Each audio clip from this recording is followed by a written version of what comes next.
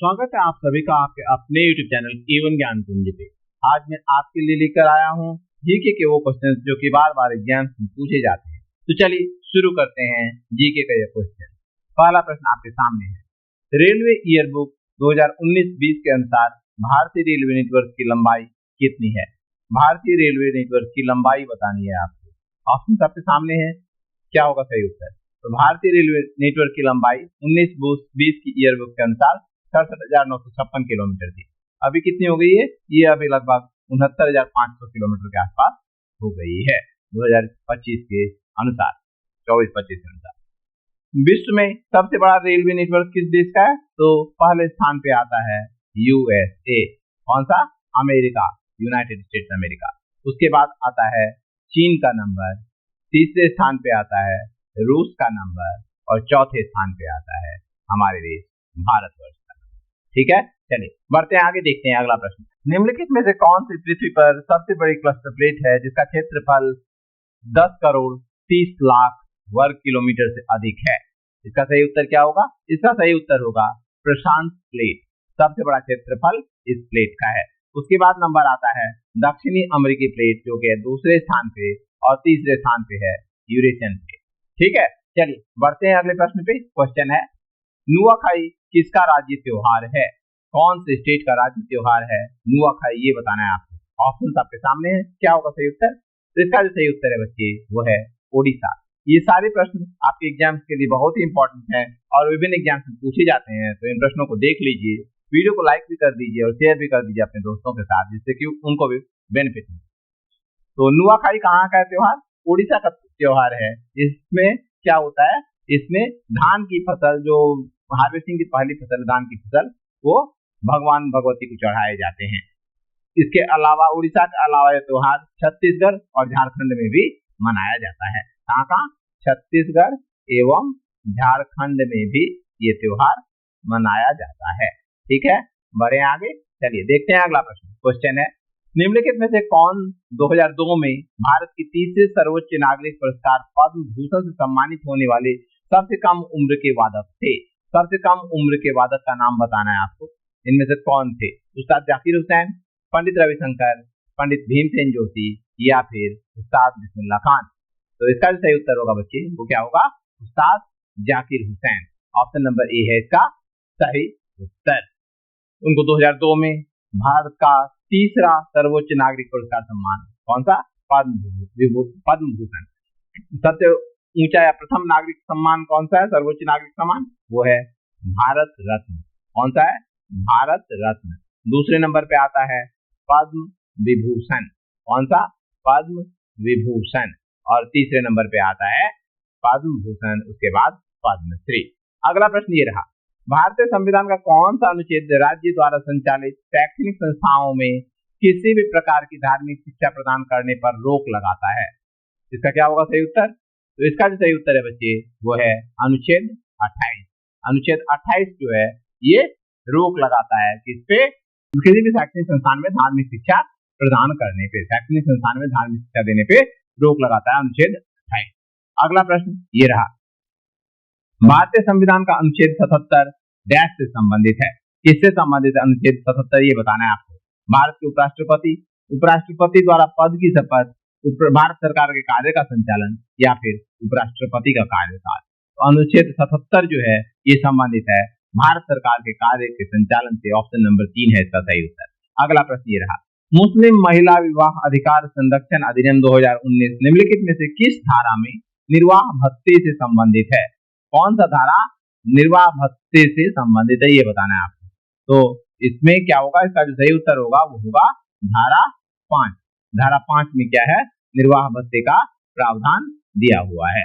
ठीक है, आइए देखते हैं अगला प्रश्न। क्वेश्चन है आपके सामने, मीटा और महिला मंत्रालय द्वारा नए भारत के सपने अभियान किस वर्ष शुरू किया गया था? मीटा और महिला मंत्रालय द्वारा नए भारत के सपने अभियान की शुरुआत कब हुई थी ये बताना है आपको। तो इसका जो सही उत्तर है बच्चे वो है 2023 ईस्वी में ये अभियान शुरू हुआ था। इसी अभियान का नाम क्या था? अमृत पीढ़ी अभियान। क्या नाम था? अमृत पीढ़ी अभियान इस अभियान का नाम था। इसमें क्या था? युवाओं को सशक्त बनाना, भविष्य के प्रति आकांक्षाओं को व्यक्त करने के लिए प्रोत्साहित करना इस अभियान का मुख्य उद्देश्य था।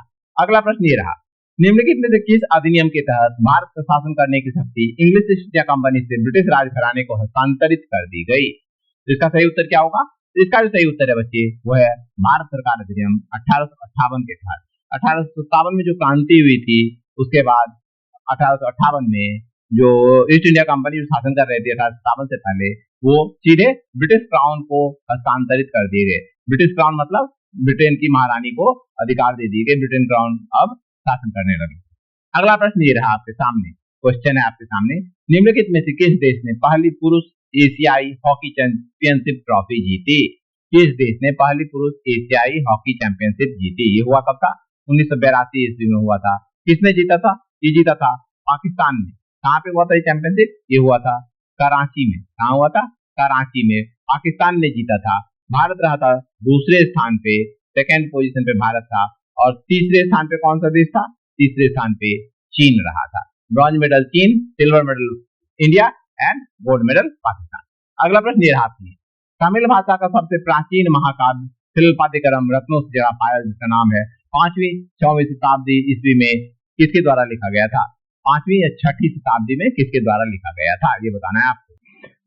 क्या होगा सही उत्तर? सही उत्तर होगा इलंगो आदिगल। इलंगो आदिगल ने ये महाकाव्य लिखा था। इसमें कनागी नाम की एक महिला थी जिसके पति को गलत तरीके से फांसी की सजा दे दी गई थी। इसी के खिलाफ वो क्या चाहती थी? जस्टिस चाहती थी, न्याय चाहती थी। इसी से संबंधित ये उपन्यास, ये महाकाव्य है। अगला प्रश्न ये रहा आपके लिए, क्वेश्चन है, प्रधानमंत्री ग्रामीण आवास योजना में इकाई सहायता की लागत मैदानी क्षेत्रों में डैश के अनुपात में केंद्र और राज्य सरकारों के बीच साझा की जाती है?